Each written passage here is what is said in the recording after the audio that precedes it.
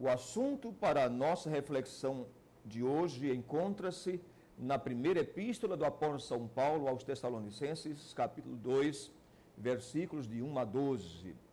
A ênfase, o assunto temático é ousadia para anunciar o Evangelho. Vou me ater somente a alguns versículos. Assim sendo, irei ler somente alguns versículos do texto, já que o texto é longo. Eu vou ler somente alguns versículos para a nossa reflexão nesta ocasião. Irei ler o versículo 1 Tessalonicenses, capítulo 2, versículo 1, versículos 5 e 6 e o versículo 12. Assim diz os versículos mencionados. Porque vós, diz o apóstolo São Paulo, irmãos, sabeis pessoalmente que a nossa estada entre vós não se tornou infrutífera. Versos 5 e 6.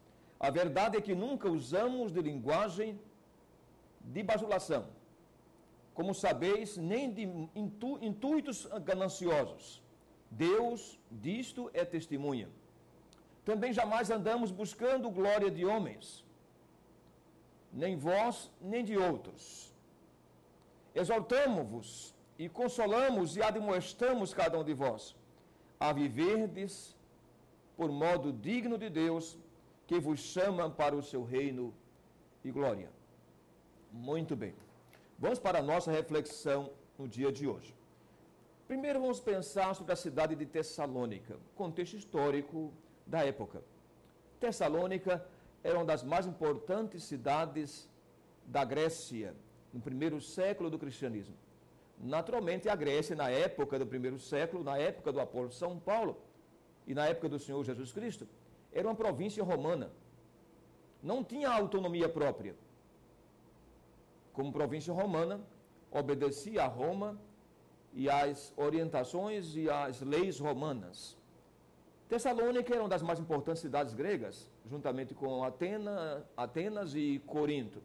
Era a terceira cidade mais importante da Grécia Antiga. Hoje, a cidade ainda existe. Mudou o nome, mas a antiga Tessalônica é um sítio arqueológico ao lado da Nova Tessalônica. Só que a cidade hoje chama-se Salônica. Possui cerca de 1 milhão de habitantes. E Salônica hoje é a segunda cidade mais importante da Grécia moderna. Primeiro Atenas, com 4 milhões de habitantes, e segundo Salônica, que fica já na região da Macedônia, na Grécia, e possui 1 milhão de habitantes. Há 3 anos atrás, Salônica foi homenageada como a cidade cultural da Europa. Cada ano a Europa escolhe uma cidade da Europa para ser cidade cultural. E há 3 anos foi Salônica. Portanto, vamos voltar para o texto que mencionamos, foi só por academicismo, para vocês conhecerem algumas coisas sobre a Tessalônica antiga e a Salônica atual.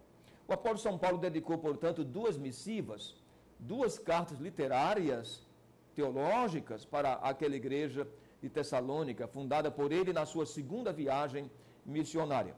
O apóstolo São Paulo está tratando aqui no capítulo 2 sobre o procedimento do cristão na proclamação do cristianismo, na proclamação do evangelho. Lembremos-nos bem que o cristianismo surgiu dentro do arcabouço de uma cultura pagã, que era o Império Romano. Havia muitos deuses, centenas de deuses. E aí surge o cristianismo monoteísta, apregoando a crença em um único Deus, e dizendo que os demais deuses dos romanos eram deuses falsos. Portanto, vejamos as lições do texto. Paulo está mencionando aqui, primeiro ele mostra o seu exemplo e o seu proceder como paradigma, como modelo para a cristandade. Ele disse que pregava o evangelho, e a sua pregação não era motivada por bajulação humana. Diz também que não buscava a glória dos homens nem de ninguém. Então o cristianismo não pode estar atrelado à bajulação. Não posso pregar o evangelho tão somente para massagear o ego das pessoas.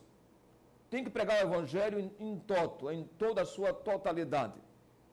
Não importa se alguém vai ficar magoado com o cristianismo, porque a mensagem não é minha, a mensagem é de Deus.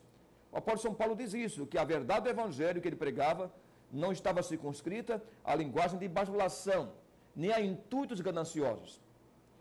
Há muitas pessoas pregando o evangelho hoje com intuitos gananciosos.